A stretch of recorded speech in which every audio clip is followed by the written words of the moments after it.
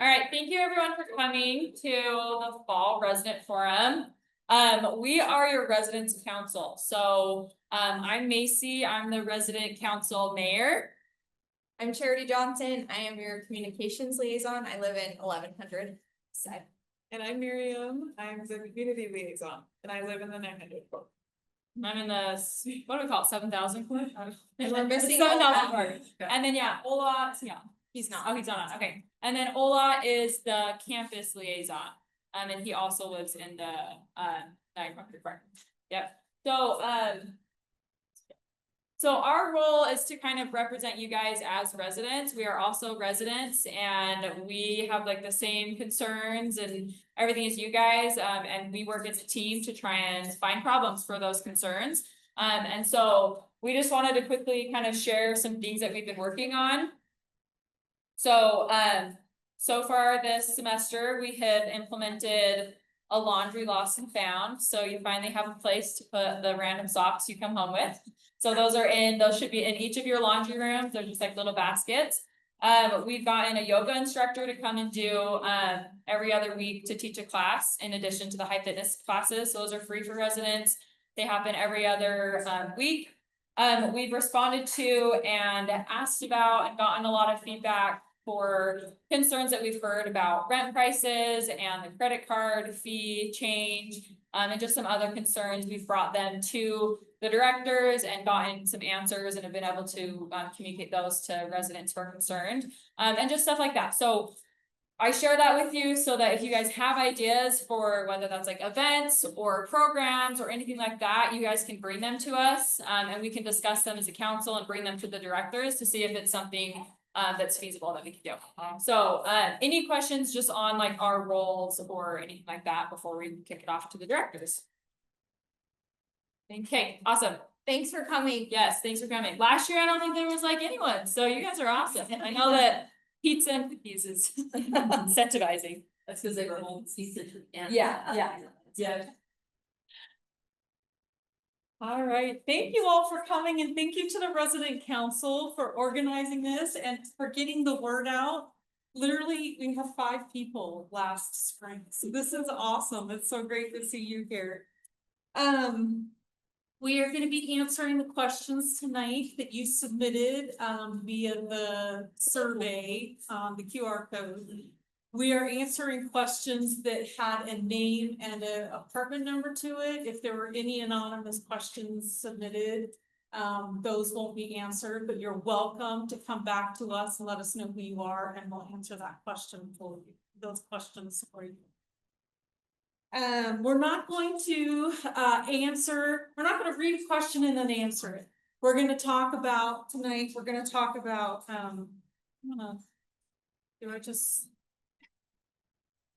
let me just go and thank you.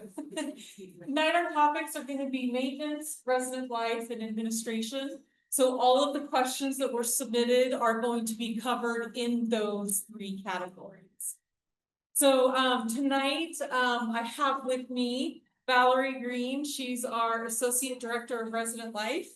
And Mark Smith, he is our Associate Director of Maintenance. And I'm Wendy Carlson-Henley, and I'm the Director of Sunnyside Apartments. So we're going to start off tonight with our maintenance topics. Great, Yep. thank you. It's all you. Surprise. Can everyone hear me okay? So as Wendy said, my name's Mark. I actually report to Auxiliary Services and my assignment is Sunnyside Apartments. I've been with the university for 40 years. I've been associated with the apartments for 32 years. Some of you may know that we used to be called student family apartments, student family housing. We changed name to University Sunnyside Apartments many years ago. And of course, now we're Sunnyside Apartments. And maintenance, we have what I consider to be an amazing maintenance crew. We currently have 1,226 units that we're responsible for. We're doing that with a full-time benefited staff of 29, including myself.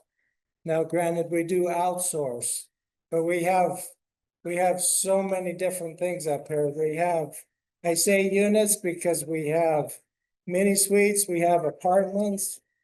We have houses and duplexes. Some of our houses are actually housing staff right now, so they're offices, which makes maintenance even more difficult. But we have a lot of different heating systems out there because we have units that are, we have home in the Fort Douglas area that was built in 1890. And of course, our new housing, our modern stuff, and we even have buildings today. So we have all different aspects and different types of things up here. Different building structures that we're dealing with, different heating systems. It's all either electric or gas, but we have radiant heat, we have baseboard heaters, we have forced air furnaces. We have heat pumps. Up when you get up in this area, everything works off of heat pump. Even our central plant has a 60-ton heat pump. But when I talk the plant, you've probably seen the big building over here. It's got a cooling tower in it. That's got the 60-ton heat pump. It's got 2 electric boilers in it. It's got a big cooling tower. And miles and miles and miles of air conditioning, cooling piping systems that my staff have to be somewhat familiar with. We do outsource some of that. We have a person that is full-time assigned to outsourcing assignments. With that, any of the shops could outsource if they need to, but there's one person that manages those contracts. We have a central maintenance within in maintenance. Central takes care of things like the stock room, the key shop, pest control. And I'm sure I'm gonna miss things, fire, it all falls under them. When you submit a work request, it goes to the main office and then it makes its way to maintenance, and either the office might assign it out to a particular employee or we do that at the time. And that's kind of where central maintenance gets involved, of sourcing things out. Our outsourcing person who does that, they take care of things like our roofing. We have asphalt shingle roofs like these. We have built up roofs. We have single membrane roofs. We've even got some roofs that have some metal roofing on them. We have slate roofs. So there's just such a broad spectrum that we cover that we have to know a little bit about to be able to manage and take care of all this stuff. He also does our outsourcing for like air conditioning. When we need help with air conditioning, like this summer, we have 2 people basically that do air conditioning. But we outsourced this summer to 3-4 companies that helped and assisted us with heating and air conditioning issues that we have. You know, and I realize that some of you think, well, they didn't get to my air conditioning for 2 weeks and I still have units that aren't functioning. We're kind of in an issue right now to where we're dealing with our contractors. Our contractors, we have warranties on the building, so when things fail, we come in and do what we can to them, and then we try to get the contractor to take over to do their responsibility while it's under warranty. In some cases, we've actually gone around them and fixed it because we can respond faster usually than the contractors can respond to that. The outsourcing also takes care of the exteriors of the buildings, the windows. For example, this broken window up here, the first time I've seen it was just now when I walked in here. We outsource windows repairs, we outsource the cleaning of the windows. These windows in these buildings are cleaned twice a year. And it's interesting, this year, right after one of these buildings was cleaned, 2 weeks later, we got a call asking us to come clean their window. So as you know, that isn't new to you. Windows get dirty. They get dirty sometimes real fast. and especially with the construction going on. We tend not to clean the Cedar apartments as often. Who hears from one of the Cedar buildings? Okay, we don't clean those as often.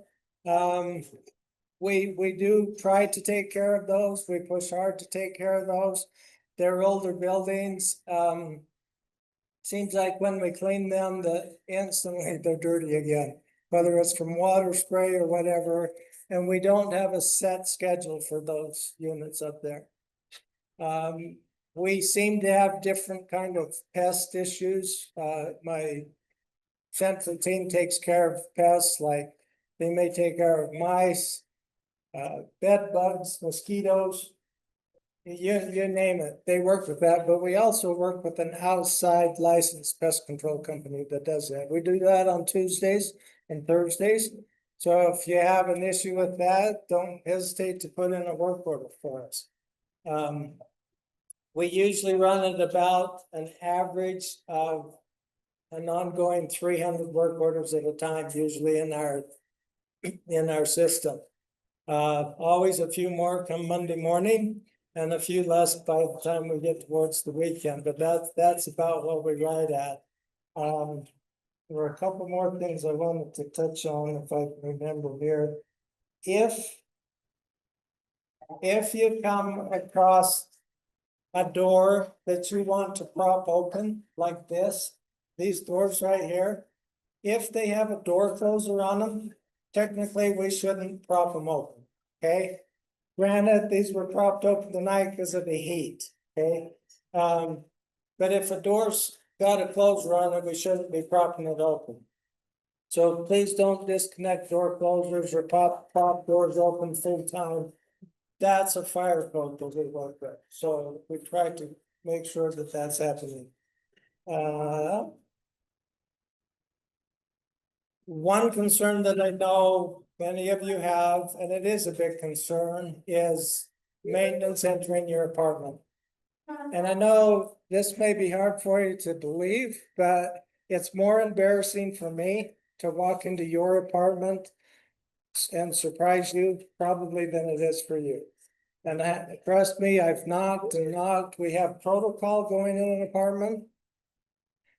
Which is you knock 3 times, but you pause in between those knocks to enter an apartment. And sometimes if you don't speak up, we don't hear you. And we'll try to come in the apartment. So for heaven's sakes, if someone's knocking on your door yelling maintenance and they finally crack the door yelling maintenance, say something loud. If you're busy and you're working or something, put the chain lock on your door. Use those locks, that's why they're there.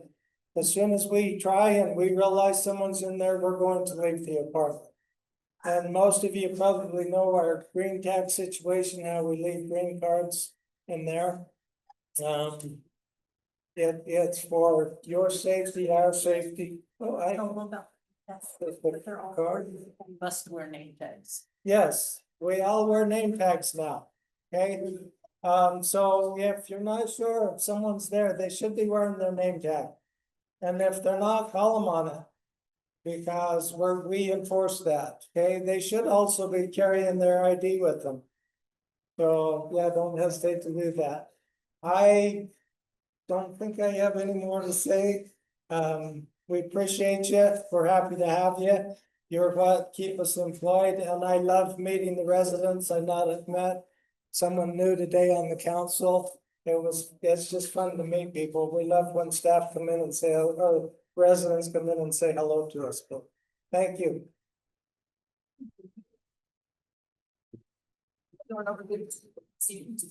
Hi, everybody. Can you hear me in the back?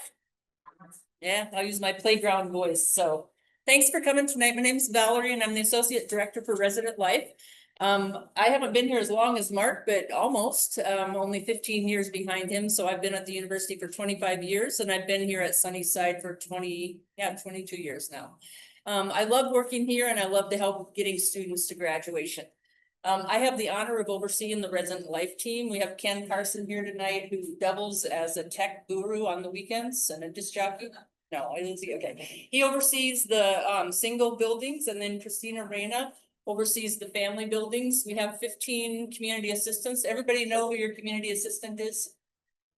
That's good. Okay, that's a good person to know. All right, and then we also have a program coordinator who helps with things like the block party. We have the community club coordinator. Community club focuses kind of on parents and kids and events for them. And then we also have the gardens. Both, how many of you are gardeners? I see some familiar faces here as a Rich, so. I know that's one of our popular programs. So one of the things I like to start with whenever I speak to a group is that the core policy that Res Life always goes back to is the community living policy. There's a policy in the resident handbook that says, be part of the community, live your life, recognize your impact on others, and recognize that other people may impact you. Get to know your neighbors so that if there's a noise problem, if kids are making noise on the playground or something like that, you can talk with your neighbors and figure it out. That's what I do. I live on a little street. My neighbor's dogs bark. I just go knock on their door, go, hey, is your dog okay? So we really need to always remind people that we are a community, and on the Res Life team, as well as maintenance and the rest of admin, we really emphasize that because this is your home. And we want you to feel like this is somewhere that, you know, that is home for you. And at the same time, it's an apartment building, so you don't have an acre of land around your home. You have other people living nearby you. So a lot of times we get complaints about noises. Basically, if it's a loud party, which I think has happened twice in my 22 years here, you call the police. Or if there's people fighting and yelling and you think it may be violent, you call the police. But in any other circumstance, the right answer is don't call the police on your neighbors. Go and knock on their door, introduce yourself the next day and say, hey, you were pretty loud last night. Get to know each other. So if you have issues that arise, you can talk about it and find the solutions. All of us are here to help you with that. The community assistants help with that. Ken and Christina help. I'll help with that. Whatever it takes to get you to school and to find a way to live next to your neighbors with competing schedules and things like that. One of the things, some of the things we get a lot of people saying, how can I get involved? There's tons of stuff going on. This fall is crazy for Resident Life. How many of you were at the block party? Got something? Yeah, not a bad party, right? 500 people, something like that. Not all of them are that big, but every month we have a large scale community event. So next month we're having a magician, and he's funny for adults too. So there's a magician next month. We also have ticketed events. In the next few months, you're gonna see tickets for Pioneer Theater as well as for Utah Presents. As students, you can get those tickets for $5 anyway, but we'd rather pay the $5 for you so you can have a night out. So watch, how many of you read the weekly emails that go out? That's where you're gonna find that information. Anything free, you wanna look there first, so. We have ticketed events, then your community assistants are required to do 8 activities each year. And then we have community club is twice a month. The gardens have a monthly activity. There's an English conversation group, represent, come on, who's in that? All right, we have an English conversation group that meets on Tuesday nights, that's free. And this fall, we have a lot of educational seminars coming up. The next slide, I've got some examples of that. We also had the high fitness class that we pay for the instructors to come here, so you don't have to go up to Campus Rec. And as Macy said at the beginning, Resident Council advocated to also get a yoga class, which I've been trying to get for years, but when students talk to people, that's when we get it. So let's go to the next slide. All right, so we've got a Diwali celebration on Saturday. Anybody celebrating Diwali? Okay, so Ramesh, those guys are in charge of the party, I heard, so yeah. But you don't have to celebrate Diwali to come. We've got a home buyer seminar coming up if you're hoping to get out of here someday and put that money towards a home instead. We have someone who lived here 17 years ago who comes back every year to teach this because this place had such an impact on him. And he's a loan officer and brings a real estate agent, no pressure, just learn how to get your credit ready to buy a house. We have another seminar that same night on understanding relationship and harm.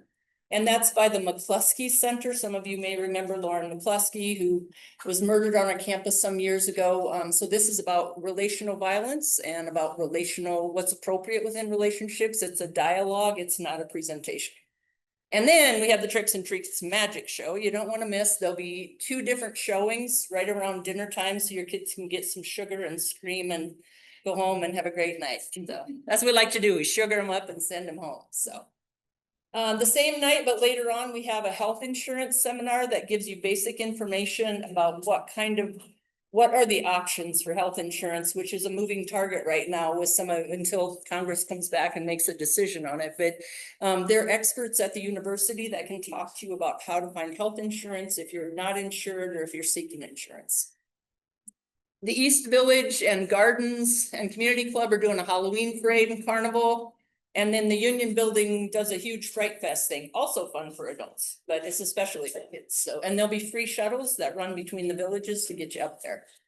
In November, you can see the other things we have coming up, lots of Thanksgiving things. We're putting up some Thanksgiving trees for you to put what you're thankful about. We're having an international potluck, pie social, and dental students. Any dental students here? The dental school is doing something for the kids on how to take care of their teeth. So those are just an idea of the kind of things that we put together in order to enhance the life that you have here, help you find resources in the community as well as at the university. All right, we're ready. Now we're going to talk about trouble. Next slide. All right, so the biggest question, I have been here for 22 years. There were no animals here at all until about 12 years ago. So if this is a pet-free complex, why are we seeing so many dogs around here? Did you ever ask that question? Well, federal law is the reason. There are 2 federal laws that impact the reason that you might. There are 2 federal laws that impact why you're seeing animals here, cats, dogs, and other animals. So first of all, there's the American with Disabilities Act, and then there's also the Fair Housing Act.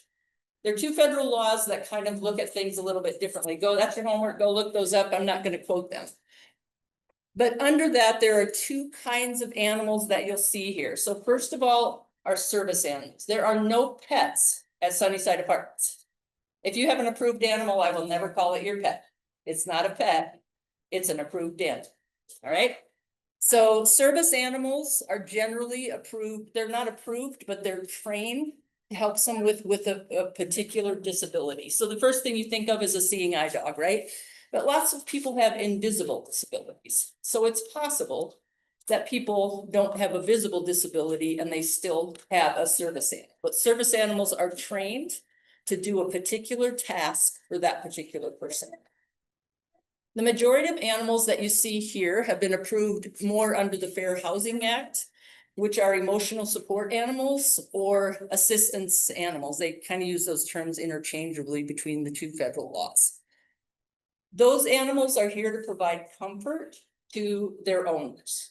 So any animal that you see here has gone through an approval process, either with the Center for Disability and Access or with the Office of Equal Opportunity, depending on whether you're the student or the spouse or partner or child of a student. So any animals you see here are approved. So the first thing that we want to think about is that if animals are approved, it's because someone has a disability for which it's been approved, and these animals are providing support for their owners. All right. So does that mean their dogs can run off leash, bark at you, poop all over, and do whatever they want? Next slide. All right. So the animals policy, which is very clearly written. Service animals don't have to be approved with us. They just have to notify us and tell us what tasks they're performing.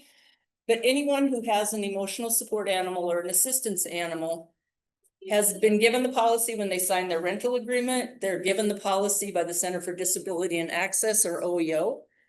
And they sign a service animal agreement that says, I understand my responsibilities as the owner of an animal. Right? What are those responsibilities? The animals have to be under control of the owners. That's number 1. The animals have to be leashed. The only exception to that is if the animal is in the process of performing the task it's been trained to perform as a service animal. Other than that, if you have an animal, it should never be off leash on our property, right? Even if they want to play. I know that's hard. Owners also must take their animals 15 feet away from the buildings to relieve themselves. So owners shouldn't be coming out right there and doing their business right next to the stairwells and right outside the building. It's the owner's responsibility to make sure. I know that's hard for the dogs, so. Owners also have to clean up animal waste immediately. And animals must not exhibit nuisance behavior. So nuisance behavior might be barking all day. It might be lunging at you or something like that. Giving off offensive smells is an policy. So if the dog's really stinky, that could be a reason that we would have a conversation with an animal. So what do you do if you see an animal that's not obeying things? Whose fault is it? The animal's fault? Whose responsibility is it? It's the owner's responsibility, right? And the owner's your neighbor. It's okay to go up and say, hey, you know, I was at the forum the other night and this crazy lady named Valerie said you can't have your dog off leash. I'm really scared of dogs. Can you please follow the policy? You can do that as a neighbor. It's not a violation of federal law. It's just a neighborly reminder that you know the policy. You can also take a photo of the animal if you're up in your window. Some of you have good views of the animals off leash out here. Take a photo, send it to your CA. If we can identify them, we'll talk with the owner, remind them of the policy, and help them to understand why it's important that they as owners follow the policy. So we want to support both sides. I know some people are scared of dogs. Animals are approved to live here, and owners have a responsibility to make sure that it's a good experience for their animal, for them, and for the community.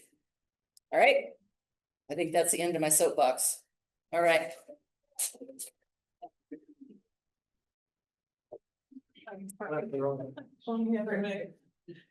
All right.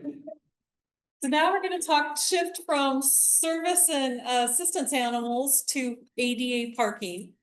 And we're specifically gonna talk about ADA parking here at the new buildings in phase 1. We've had a few requests that we ask that residents do not park in an ADA parking space or in the hash marks off to the side on the weekends and in the evenings. We all know when commuter services is here and it becomes, you know, like the golden egg. You want to do it because you know it's after hours and you won't get caught, but we ask you to please not park in those ADA spots. We only have 11 spots for these buildings here, and we have nearly 11 ADA placards out right now. So those are really needed spaces for them. We have been working with commuter services to start patrolling after hours and on the weekends, and it looks like it's all coming together, and we'll start doing that in the next few weeks. So as soon as that commuter services announces to us that they're going to start patrolling at those times, we'll let you know either through news and views or this week at Sunnyside or just an email, so you're aware that they're going to start doing that. Go to the next one. Okay, we all know that the Cedars are closing.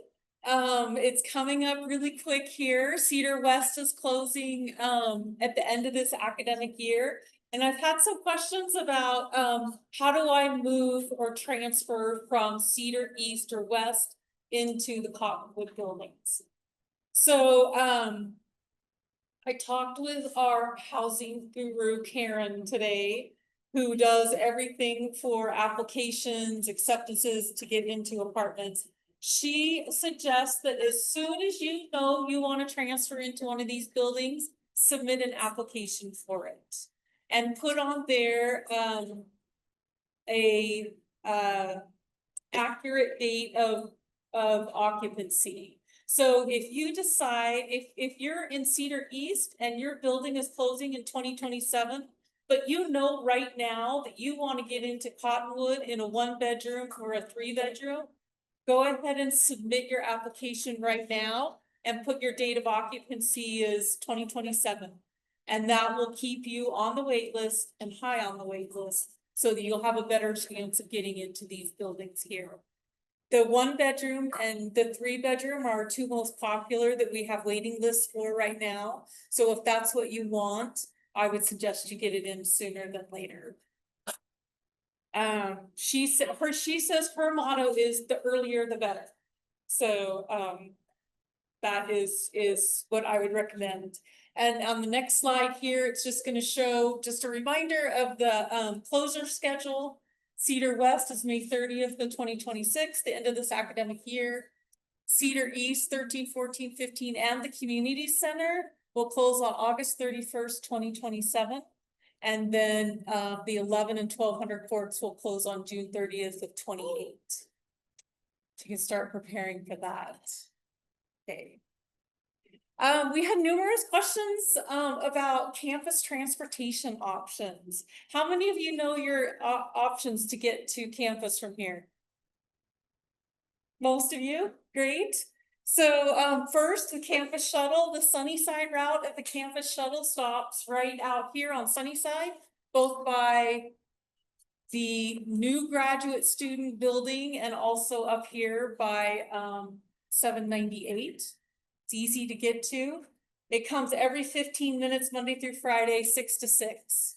If you want to know the live tracker, you can get on that website right there, uofubus.com, and you can get the live tracker. I think it's the Translock app that you can put on your phone so you know where it is at any given time.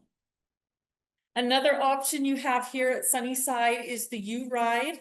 That is a free service, kind of like a ride share service that you can use after hours when the shuttle is running.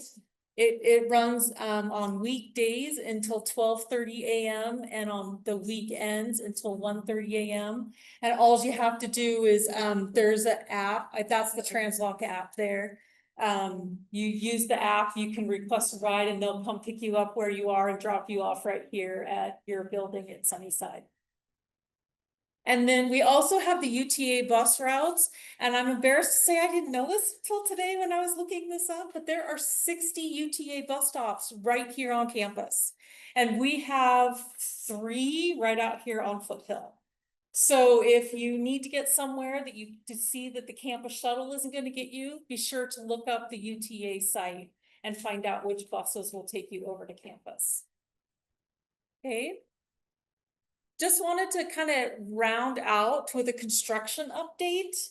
As you probably all know, that our new graduate student building, Spruce 791, opened this summer.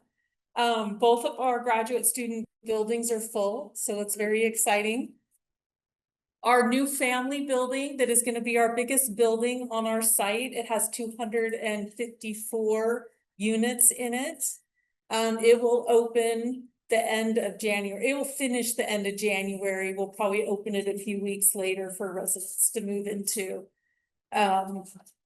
This is a picture here of the new community center over at the new family building. This is going to be called the Cedar Community Center. And they actually have the floor in. This is a couple weeks old, but now the floor is in there. So if you want to go to the next one, there's just excuse me, 4 more pictures where it shows you a unit that's being finished up right now. The playground is being installed. There's a new parking area over by our maintenance building. And then I wanted to talk a little bit about the childcare, and that's this lower right hand picture. As you've probably seen out there, there is a building with the red siding on it. That is a childcare. We have put out a little bit of information on it. It is going to have a UKids childcare plus a Head Start. So if you are at the community center right now, if your kids are up there at the East Community Center with UKids, they're going to move down here in March and have brand new classrooms, building, play sets, everything. We walked through it the other day. It's going to be beautiful. So that's what that building is right down there in the center, is the daycare. Okay. I think that was all that I had for tonight, but just want to thank you for attending. And then we have about 15 minutes for questions, if anybody has any questions or comments.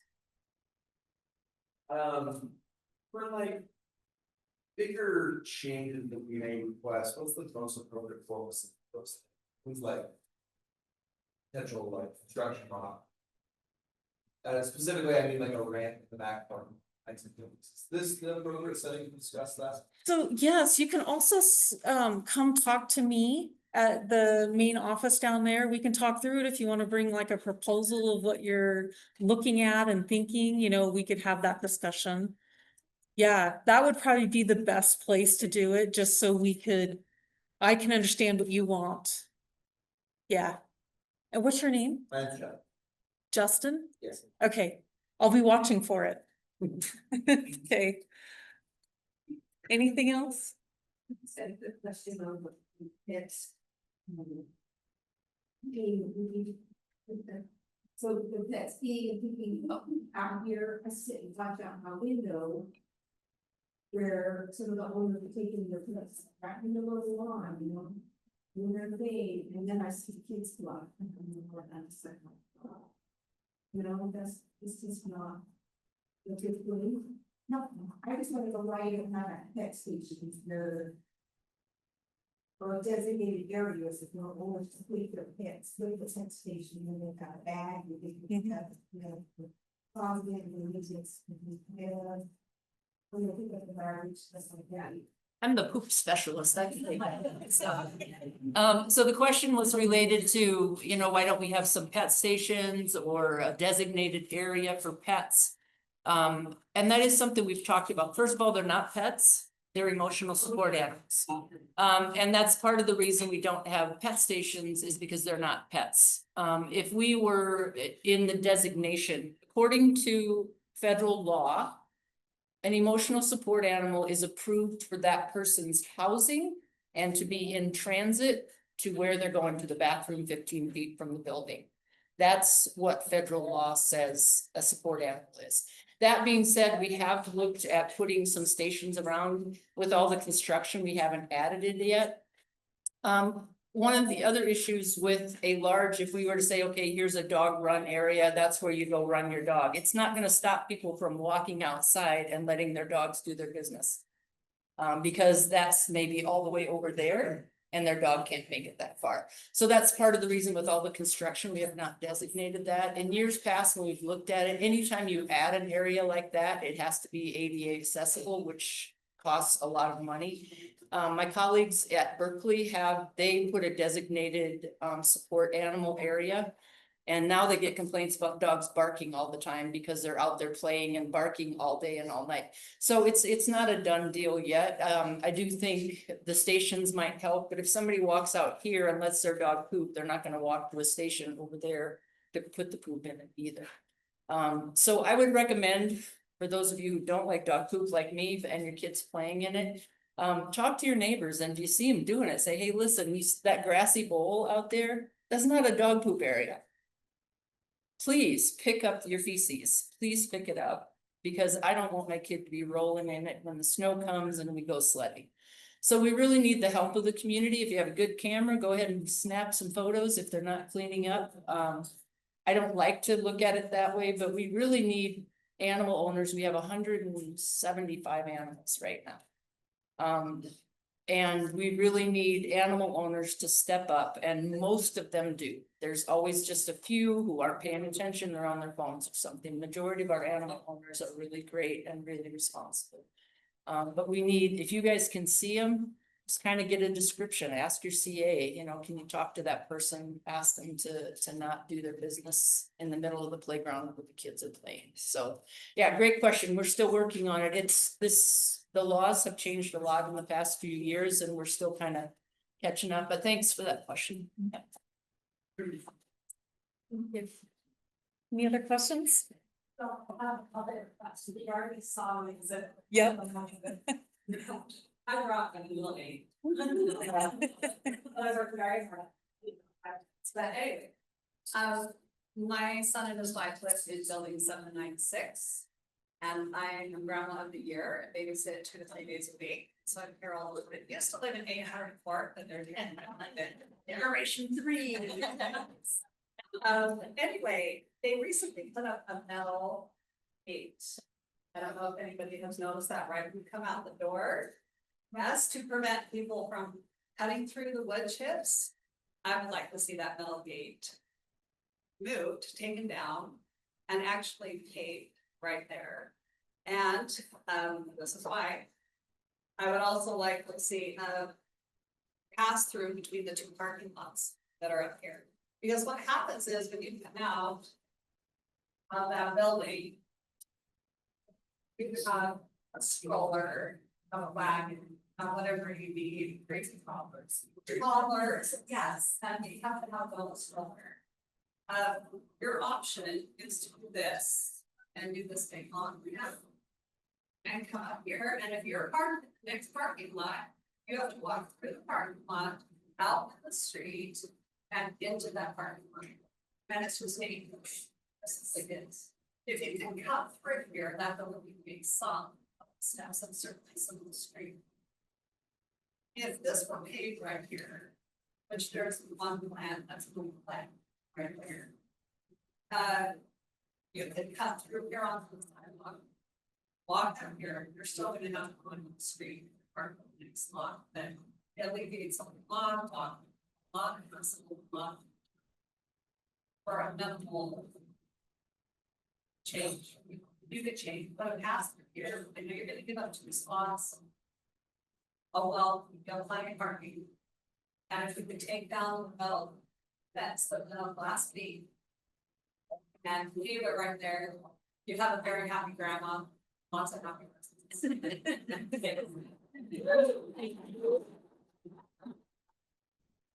Thank you. Any other comments or questions? Yeah, I just want to say I actually prepared for that exact plan as well. Because I know from my personal experience that it is very dangerous to walk my child and my baby through that narrow road. I would love to be able to walk over that bar, it is that fence. I know it sounds really dumb, but it's true. It helps. Especially, the other thing is, when it's really bad weather, people wanna be able to get in the house as soon as possible. Especially when you have kids, and especially when you're trying to bring in groceries or whatever. And when the route is really long and it's in the middle of the road, it's really frustrating. It is. So I'll just say your point is well taken. I lived in this building over here for a couple, 2.5 years. And I was pulling, I don't have kids, but I was pulling my wagon and my grandkids out through the snow doing that same thing. So we will talk about that issue. And I guess that's probably, it's a similar vein in the top back and lower parking lots. There is no way to get onto the sidewalk parking lots, and it's quite a walk to go from the parking lot to these buildings with this giant cart full of groceries. Like I've ended up having to have the 200-pound cart on the sidewalk because it's full of groceries. No rain. It seems like it would be trivial to knock out the little section of the sidewalk that is already open, no parking spot there. On both the upper and lower parking lots, just put an ADA ramp and make it accessible.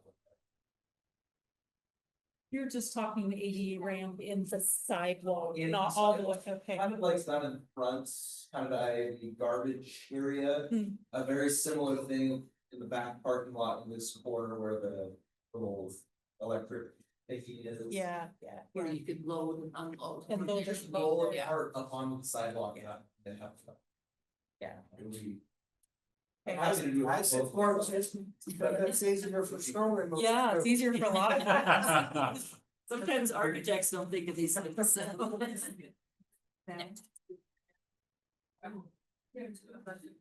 We can take them down. Yeah, I did wanna kind of build on to these other comments about just the construction, the accessibility of the building, especially this 796 building right here. I do feel like it is unsafe having to go into the street every time, get my car with my 2 kids involved. And I didn't know also other suggestions, if we could come forward with a proposal, some action items, that would be helpful. But having maybe a sidewalk that runs on the east side of all of these buildings. So that there is like a place for people to walk, so as you continue to walk northeast, the sidewalk just stops at the 796 building. Or this upper west parking lot, like just going off of the ADA ramp onto the sidewalk, but then just building maybe a ramp to the front of the 796 building. Cause there is no way to get from that parking lot to the front of this building. Without going, yeah, 'cause then we have to go all the way around and around the windy ramp and then up. And my other thought is there any way to get that door, that back towards the lobby where the elevator is, to be open during daytime hours, because the front door is open during daytime hours? So, do you wanna talk to the? Yeah. We've tried to get that done and we've not had success. 2 years. Yeah, It'll open so- with your car, and I know that's not handy, especially when you have kids, but it will open with your car at any time. Why is it locked? Is it like, if you aren't going to be made a mistake, or is it like a safety thing? I'm just curious why it's locked. To my understanding, it is a problem with the secure system, and they've not been able to remedy it. So if we agree it's a nuisance, it's hard for maintenance staff as well. And maybe we could push harder on it a little bit now. And with your push, we might succeed in getting it done. Yeah, students push, that helps. Another thing that I have had a lot of trouble, so I live over this annex on the first floor that doesn't have any. These to get through the doors. I have 2 children, and I often go through the doors with strollers and carts and such. By myself with these 2 children, and so I'll be like.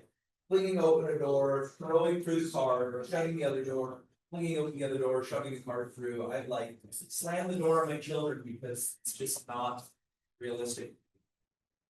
Is there any possibility of putting the button access on some of these other doors so that we could just like not have to do this awkward dance with strollers and things? Oh, you mean the ADA? The ADA. Oh, It's on the front, but this weird annex doesn't. Yeah, it doesn't that. have- It's not connected to the rest of the. Yeah, only the front doors have those on.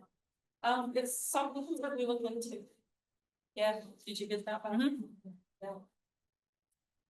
And maybe I wanted to go back to the sidewalk and accessibility of general campus. My interpretation is, as a student and someone that is walking around this area quite a bit, it is not very pedestrian friendly.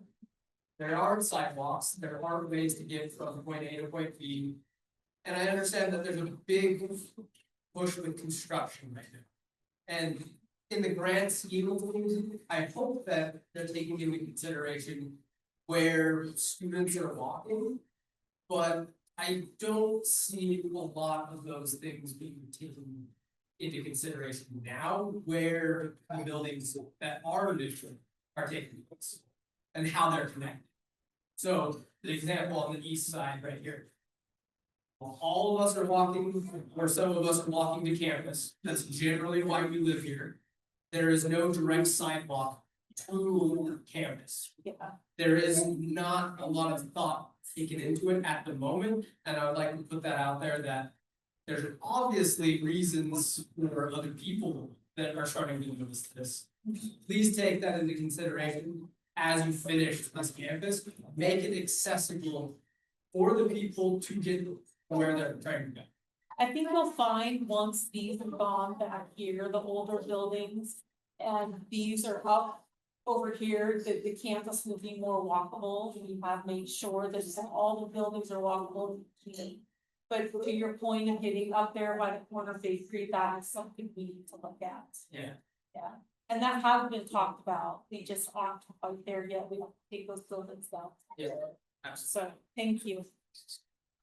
We also had some questions regarding bike racks, or specifically like, we're in the 1100 court and there's. One rack for 4 buildings and it's, every spot is filled and there's bikes behind it going diagonal. Wondering if we can get more, Inside the laundry room or exterior? both.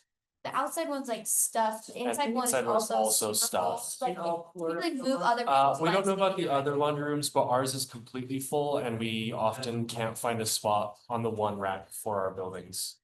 Didn't know if it was possible, the 1100 court, But what you go. Sounds like I think it's the 4th building, I South. don't know, the Sounds south like- building. I think it's Eleven. neat. I don't know, I should know about me. We're the same one Charity's in. I'll just put bike rack and charities. Yeah. Yeah.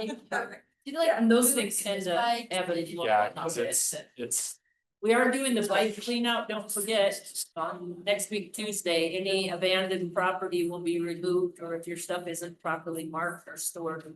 That may take care of itself, but I don't know. I doubt it. Yeah. everyone in our court uses bikes. Yeah. So there's just not enough storage for them. Okay, I can. Yeah, make sure you have your property permits on all your bikes and outboard. Just like. Always. I've been through. That's right. Yeah, it's more. On weekends. Garden. So always inside and.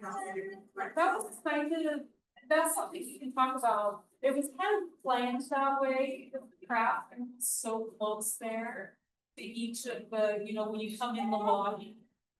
So we have the big one outside door and then the smaller one by the mailboxes that you can use when you're at the mailbox and the.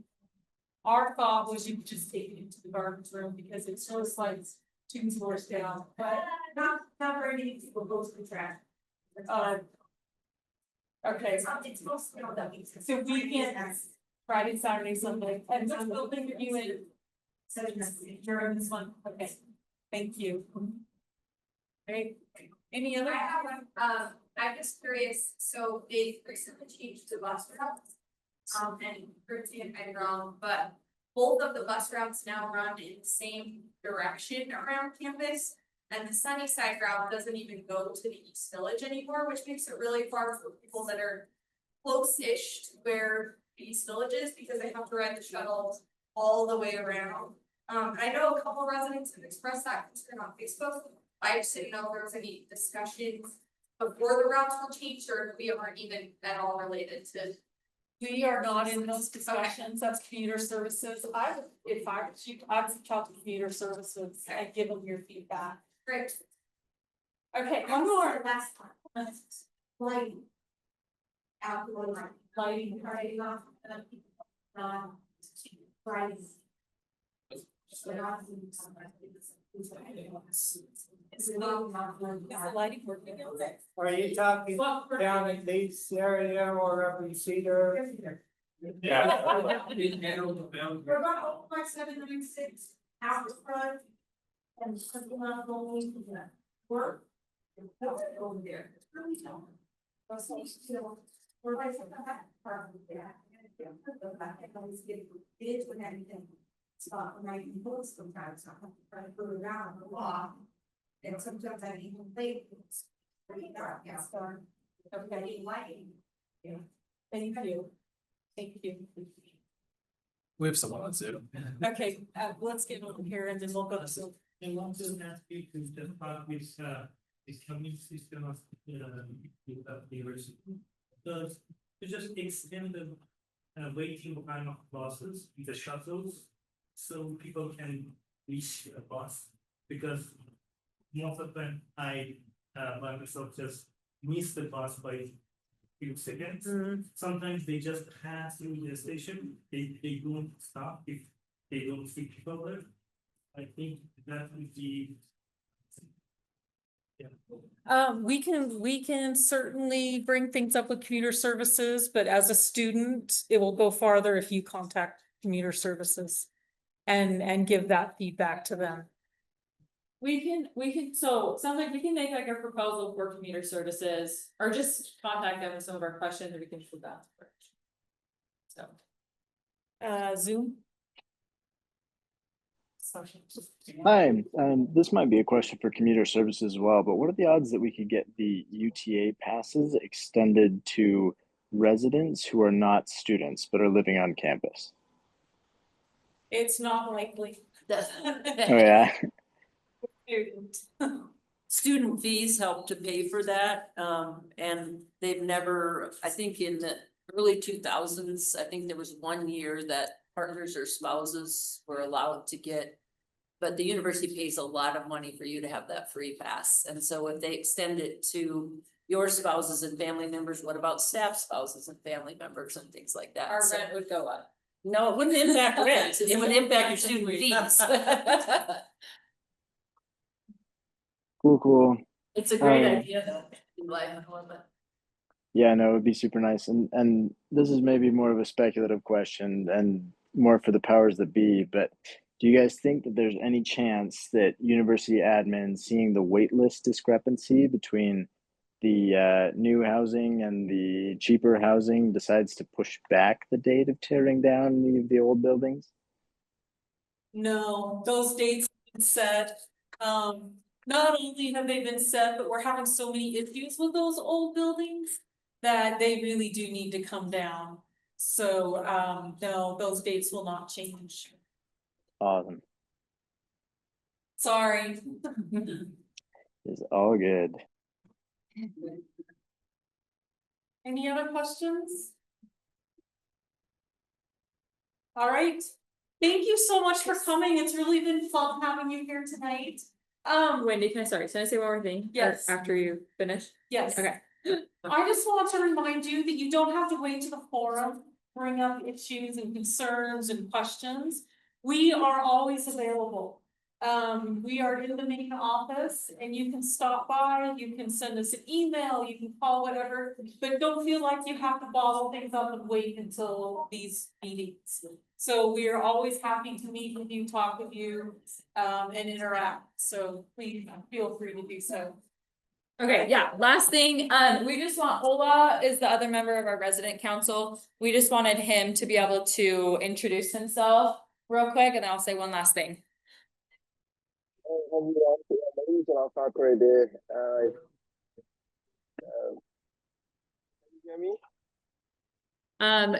A little bit. Yeah, talk really right into your microphone. Oh, okay.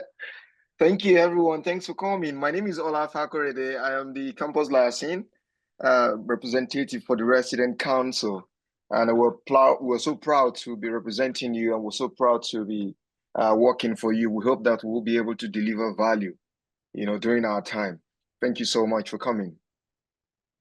Awesome, thanks Ola. Okay, and then thank you all for coming. Some of these issues, like we all feel them, and the only way that we get them fixed is if you guys complain to the right people. So thanks for coming. One last event we forgot to mention was on November 8th from 10 a.m. to 11:30. We're gonna do a men's mental health seminar, and just like a mental health, have someone from campus come and talk about some mental health resources. So watch out for some information on that. But yeah, thanks for coming. You guys are awesome.